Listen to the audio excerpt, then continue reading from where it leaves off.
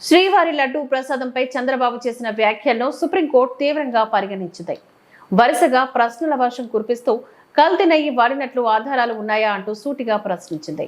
ఆ 4 ట్యాంకర్ల నెయ్యిని ప్రసాదంలో వాడలేదని కోర్టుకు తెలిపిన న్యాయవాది సిద్ధార్థ్ లూథ్రా మరి కల్తీ జరగనప్పుడు ఎందుకు బహిరంగ ప్రకటన చేశారు అంటూ సుప్రీంకోర్టు ప్రశ్నించగానే నీళ్లు నమిలిన సిద్ధార్థ్ లూథ్రా సుప్రీంకోర్టు వ్యాఖ్యలతో అడ్డంగా దొరికిపోయిన చంద్రబాబు నాయుడు తన స్వలాభం కోసం పవిత్రమైన తిరుపతి లడ్డు మీద నింద వేసి ఈరోజు శ్రీవారి భక్తులందరి మనోభిప్రాయాల్ని దెబ్బతీశాడు.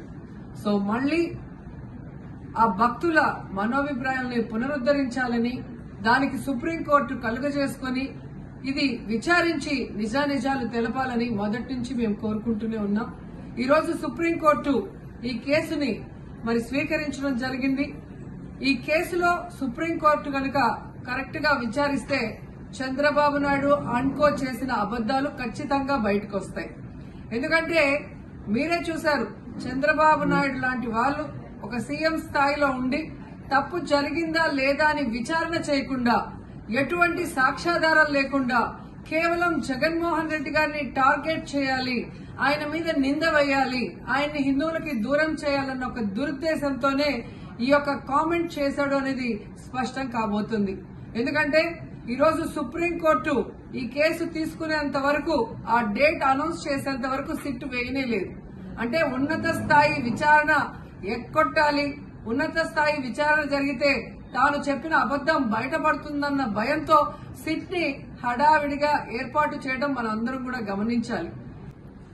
మొదటి నుంచి మాకు సిట్ మీద ఎందుకు నమ్మకం లేదు అంటే, తన పరిధిలో ఉన్న సిట్ ని చంద్రబాబు నాయుడు వేస్తే ఆల్రెడీ తను ఒక జడ్జిమెంట్ ఇచ్చేశాడు కాబట్టి దానికి లోబడే అధికారులు అబద్దాలు మాట్లాడతారు, నిజాలు చెప్పరు.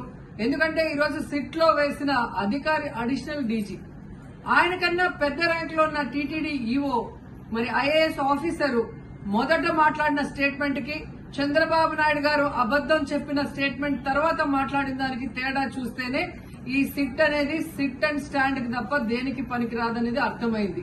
అందుకే మేము మొదటి నుంచి అడిగాము, సుప్రీంకోర్టులో విచారణ జరగాలి, సిబిఐకి డైరెక్షన్ ఇచ్చి విచారిస్తే ఖచ్చితంగా మత కల్లోలాలు సృష్టించాలనుకున్న చంద్రబాబు నాయుడు అన్కో అందరికీ కూడా బుద్ధి చెప్పే అవకాశం దొరుకుతుందని. సో ఈరోజు విచారణ స్టార్ట్ అయింది. దీన్ని సిబిఐకి అప్పచెప్పి సిట్టింగ్ జడ్జి పర్యవేక్షణలో విచారణ జరిగితే ఖచ్చితంగా హిందువుల మనోభిప్రాయాల్ని గౌరవించిన వాళ్ళమవుతాం, పునరుద్ధరించిన వాళ్ళమవుతాం.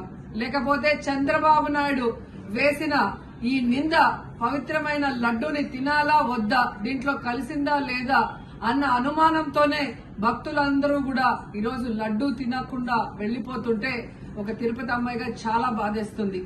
ఈ రోజే అలగర్ కోయిల్ మదురై దగ్గర దక్షిణ తిరుమల చాలా పవిత్రమైన టెంపుల్, ఇక్కడ భగవంతుడిని కోరుకున్నాను.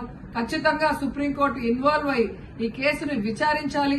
తప్పు చేసిన వాళ్ళని, అలాగే అంటే తప్పుడు స్టేట్మెంట్ ఇచ్చిన వాళ్ళందరూ ఎంత పెద్ద పొజిషన్ లో ఉన్నా కూడా వాళ్ళని శిక్షించాలి అని భగవంతుడిని కోరుకున్నాను, సుప్రీంకోర్టుని కోరుకుంటున్నాను.